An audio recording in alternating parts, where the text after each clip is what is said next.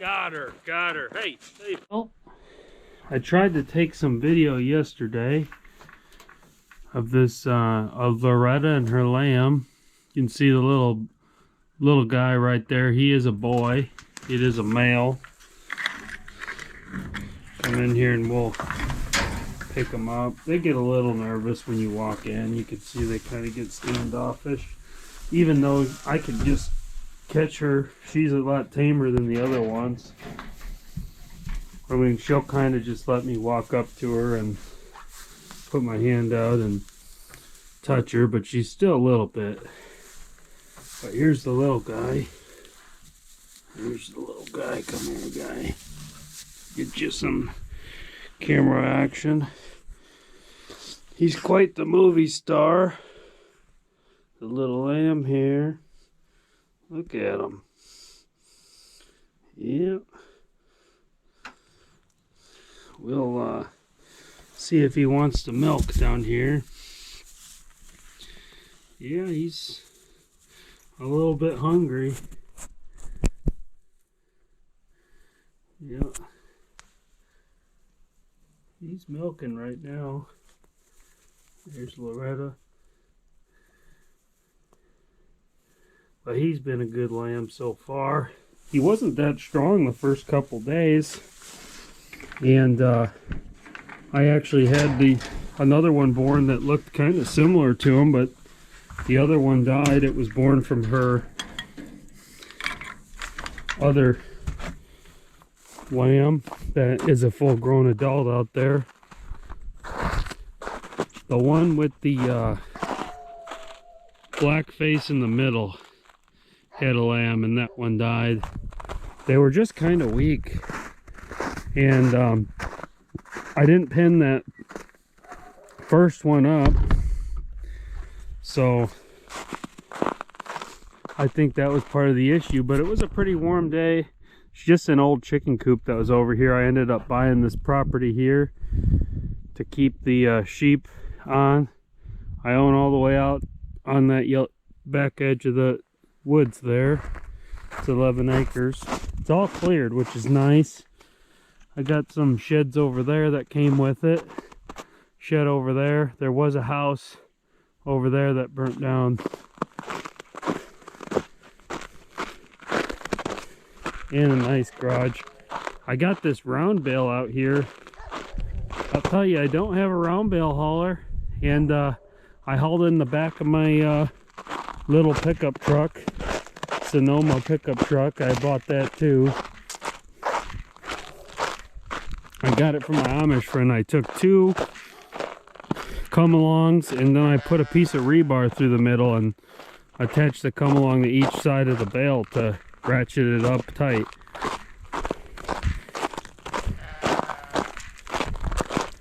And there's it does have a well over here.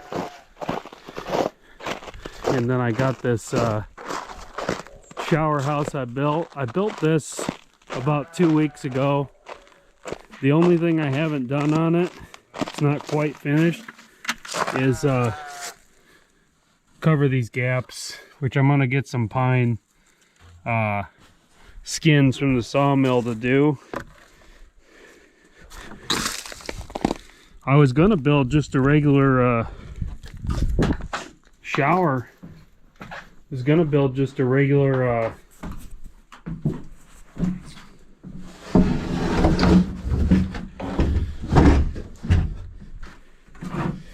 see, I put a hole in the floor to dump the water through. Better for baths than it is for showers. But got a wood stove in here just to keep it warm, and kerosene heater that I got used. That's something that's good to have, but kerosene's getting expensive, so I don't know. Maybe there's something else I can burn in it other than kerosene. I don't know. But I keep some tea and some books in there, and sometimes when all these ewes were, I was thinking they were going to lamb, I would get the fire going in there and try to bring this corn to the pigs.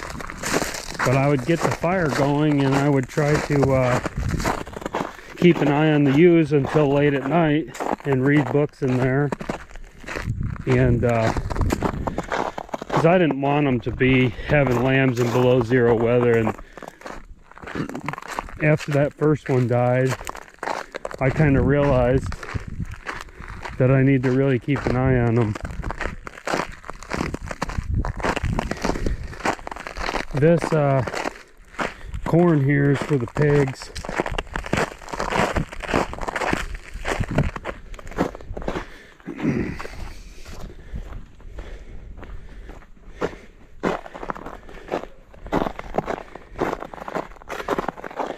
I have it stored over here in a shed. I need to bring some bags of it back over to my place, but I ran out this morning.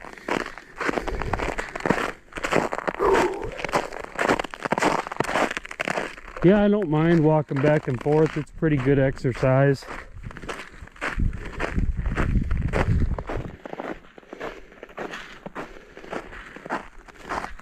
There's my car. And wouldn't you know it, about 2 days ago it had a flat tire. And I took my truck to town with the tire. I jacked it up and took my truck to town. That other truck over don't run right now, but I took the tire to town with my other vehicle.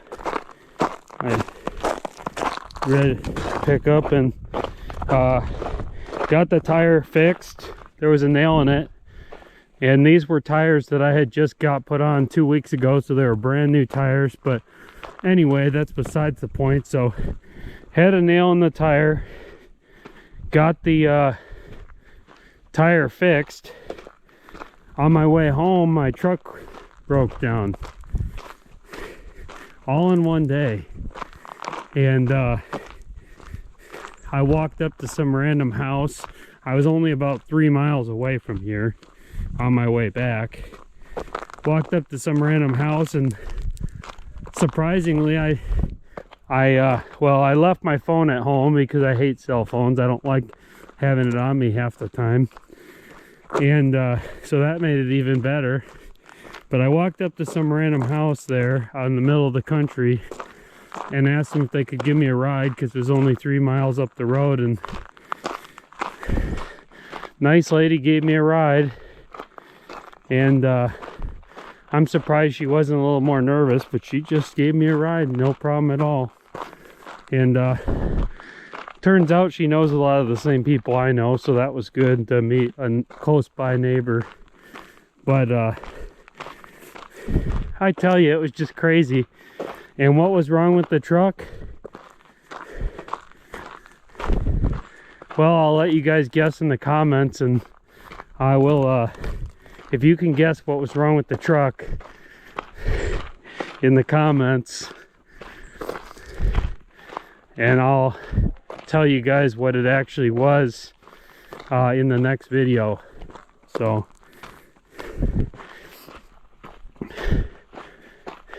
all I can tell you is it's running now. I can tell you that it's running now, and there it is right there. I'm walking down the road to my property, my other property. See, there's one of them. The other one's down right there. So I pretty much just walked down the road with the bucket.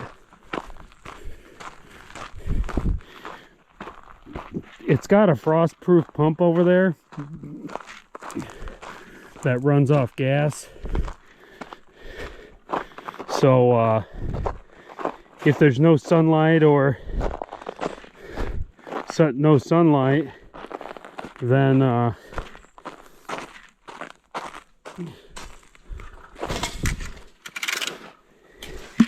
if there's no sunlight,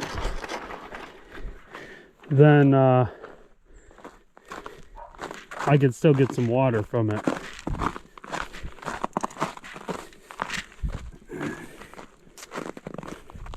There it is, guys. Back home now. Waiting for the snow to melt off. It's supposed to be 51 tomorrow, so that should do some damage. It's slick today, though. It's supposed to be above freezing. It's supposed to hit 34.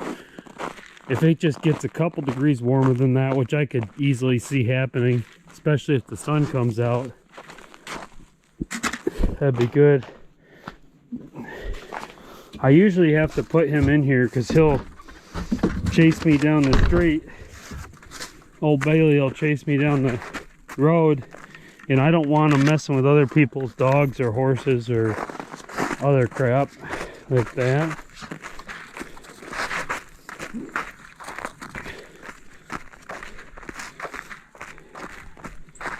Chickens, they're active today.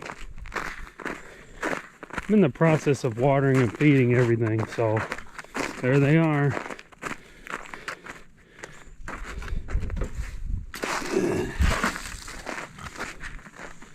What are you guys doing?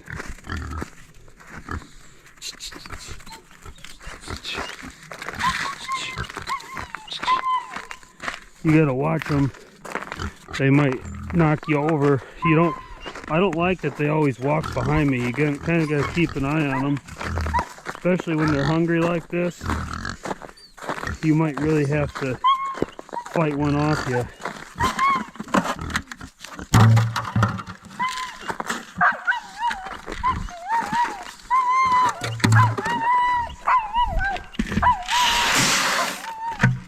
Alright, there they are.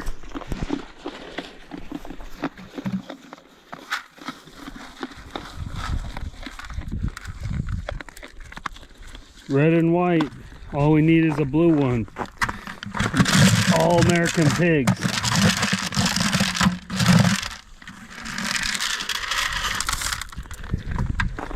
Yep, there they are. And there's old Bailey in the fence line crying like a little baby, as usual. You know, they...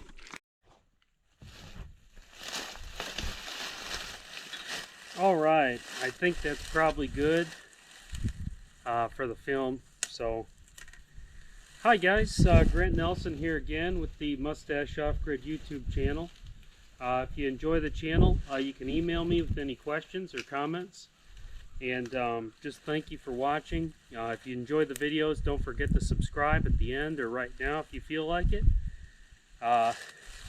Anyway guys, I'm going to get right into it here. I gave you a little walkthrough of just the morning chores and just something entertaining to watch for some people that I guess reminisce or kind of want to be homesteaders or get into homesteading. You know, you don't need a big tractor for everything, and you don't need a bobcat for everything, and yeah, those things help, but at the end of the day, you can come up with a lot of solutions without those things for cheaper. But I just wanted to talk about the state of the world, guys. You know, we all see what's coming down the line. You got your silver and gold prices going crazy. You got the brick stuff. I kind of think that that's part of the deal with the silver and gold going the way they are. I think China is manipulating the silver prices and gold prices probably. They are the biggest buyer in the world of silver and the biggest miner in the world of silver, and they've been that for 10 to 20 plus years. Yeah, the JP Morgans and the Bank of Americas of the world, they get a lot of, they buy a lot of silver as well, but that's mostly just to cover their futures contracts they're trading is my best guess on that. And obviously it's a pretty well-known fact that they have manipulated the silver prices in the past and gold prices in the past. In fact, they've lost money in court over it before, at least settled. I know that for a fact. It was a small amount, but a couple years ago there was a case on it. I'll see if I can drop it in the comments here. So I think we have a currency crisis on our hands. If America loses the reserve status,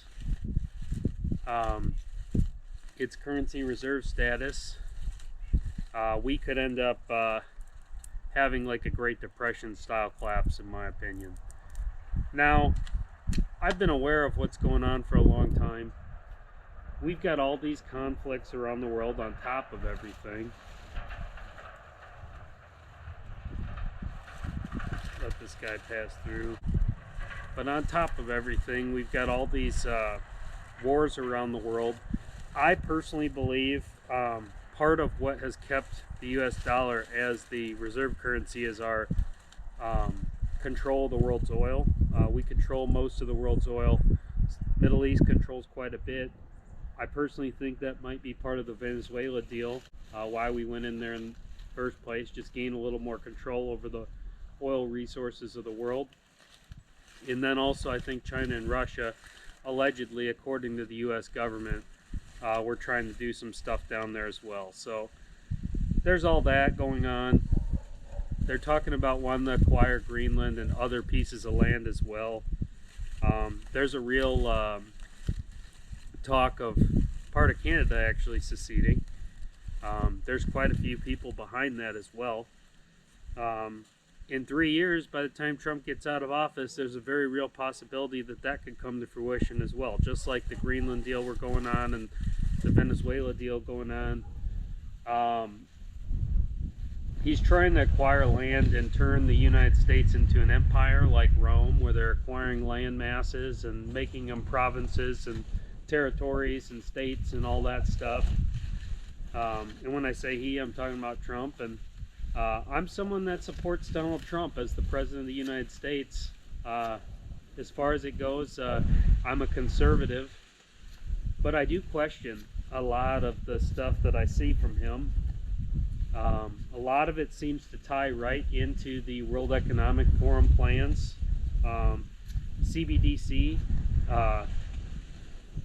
digital currency, getting rid of the US dollar as a whole, so you can't buy and sell, and so that the government can track your purchases.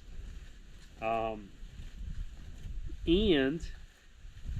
I happen to believe, I've started to become more of a believer in this because it's just so noticeable if you really look into some of it. I'm reading a book right now, and I'm afraid to even mention the name on YouTube because I know there's a bunch of copyright stuff and crazy stuff with it, called Behold a Pale Horse by William Cooper. This guy, to me, he kind of seems like the Alex Jones before Alex Jones. And he actually knew Alex Jones personally. He also predicted 9/11, just like Alex Jones.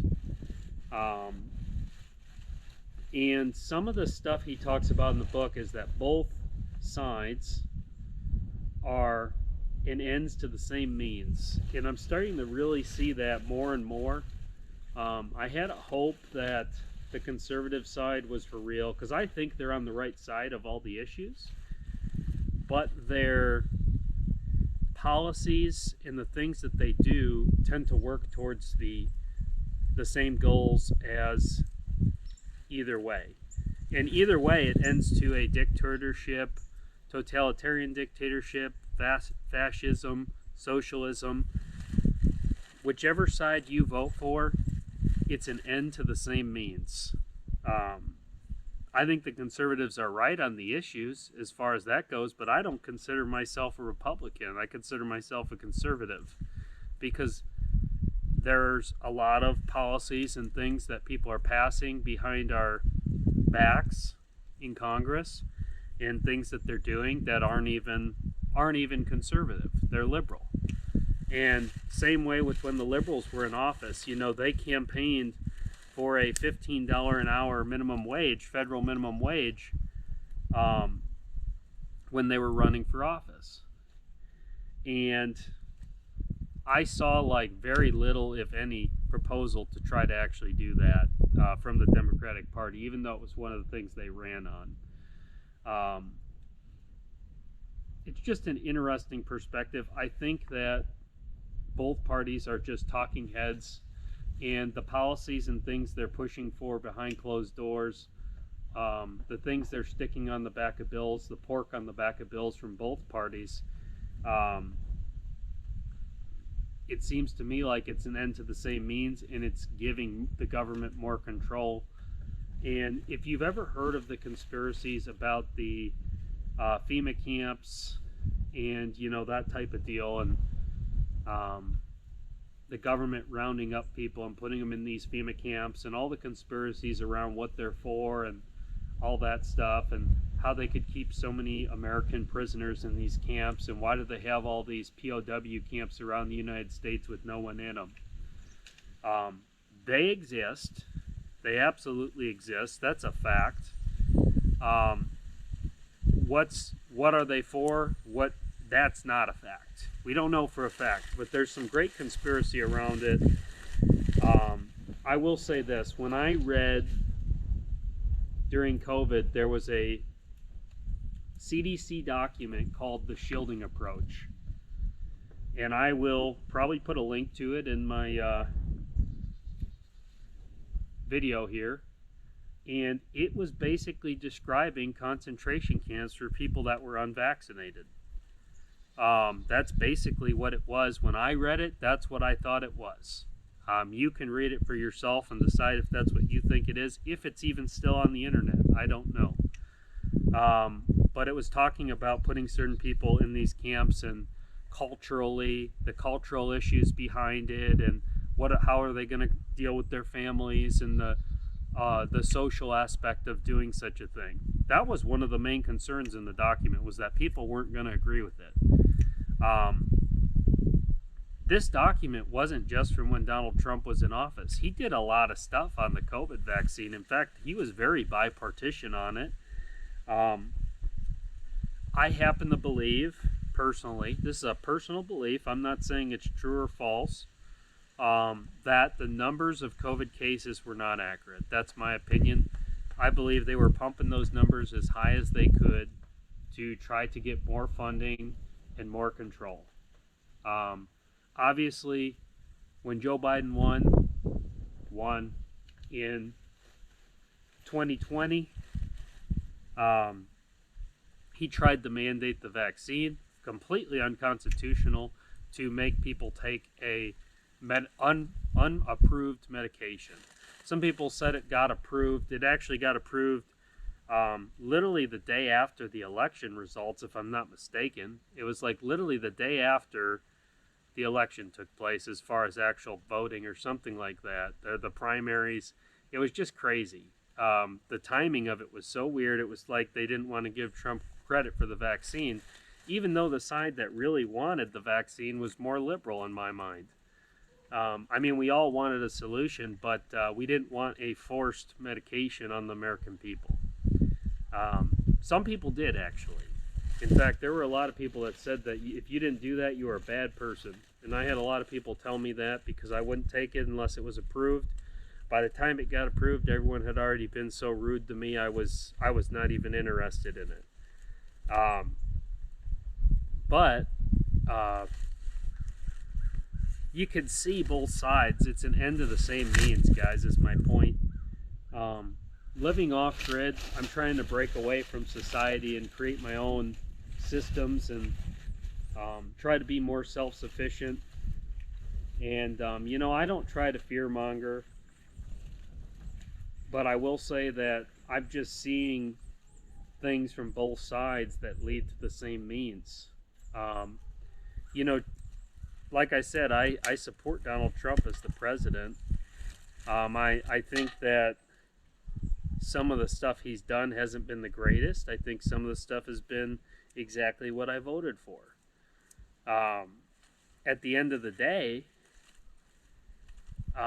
you've got stuff like the Alligator Alcatraz, which is allegedly a camp to keep illegal immigrants in.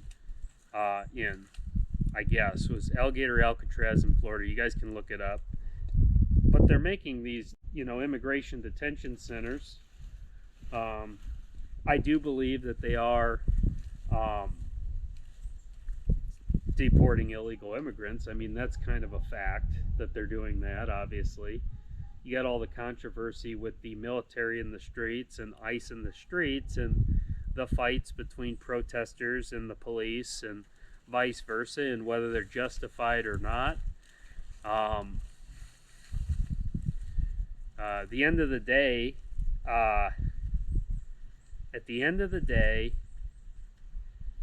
it's setting a precedent for the next person in office to do the same thing as a liberal when they want to round up you know, the things that you hunt with, we'll say, if they wanted to round those things up, it's setting the same precedent of them sending in the military and the Marines to quell these protests and these riots. And I agree with deporting illegal immigrants. If they're here illegally, I agree with that. But at the same time, the precedent it's setting is opening the door for a liberal politician to do the same thing the other way. And it's also opening the door for the conservative politicians to do the same thing that they're doing right now to people of the opposite ideology if things go wild. I mean, Trump jokes around about running in 2028, right?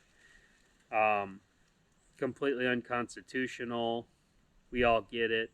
Obviously, I don't want him to run in 2028. I think that would be wrong to do, as we live in a democratic republic, which basically means that you elect your representatives for your territories. And then they go in Congress and pass bills that are supposed to represent you. How far have we gotten from them actually representing you? Because I could tell you, I don't think that Ted Cruz represents the people of Texas. For crying out loud, he was born in Canada. But at the end of the day, like I said, it's an end to the same means. It's leading right in the World Economic Forum agenda of a one world order, one world government. And this stuff probably sounds kind of crazy to most people. I don't believe 100% I'm right on all this. I don't believe necessarily that Trump's going to run in 2028. If I believed that, I wouldn't have voted for him in the first place. But there is a chance he could. I mean, what if he did? What if he declared martial law and at that point they claimed the Constitution suspended, which is something that they talk a lot about in Behold a Pale Horse. What if the executive orders start to become more and more asinine? I don't believe in executive orders anyway. They shouldn't exist. I believe they were put in temporarily after World War I in the Constitution. I don't agree with everything in the Constitution. There's some things I think should be changed, and that's one of them. That shouldn't exist. Bills and laws should all have to go through Congress. The EPA shouldn't be able to make laws or regulations. They should all have to go through Congress. Every single one that they want to make should have to be passed by the House, Senate, and President. Because every time they put one, it takes away American rights to some capacity. If they are good overall, then they will pass the Senate, the House, and the presidency. It shouldn't be one person making that, like an executive order. I don't agree with it for governors either. But all I'm saying is we're hearing about martial law. We're hearing about detention centers. We're sending the military in the streets to quell protest. I just can see the possibility of both sides leading to the same means is all I'm saying. Highly recommend the book, by the way, that I was talking about, Behold a Pale Horse. I'm not even a third of the way through, but man, it makes a lot of sense to me. It also talks a little bit about the things that I believe probably were describing AI. I believe the book was written in 1991, and it's talking about wanting to know consumer habits so that they can control the economy more scientifically and keep the people controlled. That's really the first whole chapter. And it's interesting. That's all I'm going to say, because they are keeping so much data. Why are they building all these data centers? They're talking about these data centers. They're all the hype. In the book, it talks about the fact that they were keeping all these documents. They had, like, I think it said something on like 25 million Americans documents. This was back when it was all paper, and they were keeping these records on paper. What do you think they're doing with these data centers? you look at the Patriot Act and the way they were monitoring people's phones and emails and everything else without their consent for terrorism, and which is just thrown around now. They're calling the leftist protesters domestic terrorists. It's a new term they've been using. Like, no, they're Americans that you disagree with, is what you can really call them. Yes, some of them I don't agree with what they're doing or some of their means, but at the end of the day, they're still Americans protesting. They're protesting an incorrect cause, but they're still Americans. I don't want to see them in a FEMA camp. That's my point. You can't just put people in camps you disagree with, whether you're liberal or conservative. A couple years ago, I heard AOC say that she thought every conservative should be put on a list and it should be made public. I heard AOC say that openly. That concerned me a lot. But you're seeing a lot of the same rhetoric from the right nowadays because they have gained control of the government. Like I'm saying, I think both ends could lead to the same means, and it could be basically a one world government. And it could mean that if you don't agree with a dictatorship or some sort of a socialist government, that you are put in a camp, re-education camp, just like they do over in China. Jack Ma went to one, by the way, the founder of Alibaba. That's a very interesting thing. And if you want to get really deep down the rabbit hole, I'm not saying this is true or false, but I believe there's a lot of people in government that are actually being replaced with doubles, and in media, by the way. I believe Alex Jones, he doesn't look the same, he doesn't sound the same, he's completely different. Joe Biden, I've seen some pictures where I'm like, man, I don't see how that could be the same guy. And, you know, he might not have been the same guy every time he was on stage. I don't know. There were just some weird things with that. And it's all on TV and on your phone. What you guys are seeing, what we're seeing from the White House is you're rarely there in person, is all I'm going to say. And it's not a new thing. Governments have had body doubles for the kings and queens for many, many years. Crazy conspiracy, crazy rant. But at the end of the day, all I'm saying is both sides lead to the same means. I'm starting to see it more and more. Hopefully not, but it seems to me like it could be very much that way. Anyway, guys, like I said, I try not to fearmonger on here, but I just felt like, you know, there's so much going on with the Epstein files and stuff in the American streets and protesters getting shot, and whether their cause is correct or incorrect, whatever, it's still a tragedy that that's happening. And both sides, liberal, conservative, they lead to the same means, and libertarian. The Libertarian Party is just liberal but pro-gun. That's all it is. So I'm not really interested in that. Like I said, I think conservatives are right on all the issues, but Republicans aren't right on all the issues. That's the way I would put it. End of the day, you got to put your faith in Christ. You got to believe that God's going to take care of it, and it's going to be sorted out the way it is.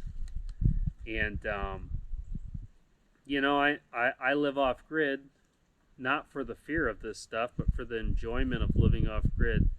But I also know what's going on, and I do believe very much that it may be people's last chance to actually get a piece of land and get on it. And I think it's a good hedge against hyperinflation and inflation. Farmland has always been historically maintained some of its value. Plus, having a place to live that's debt-free,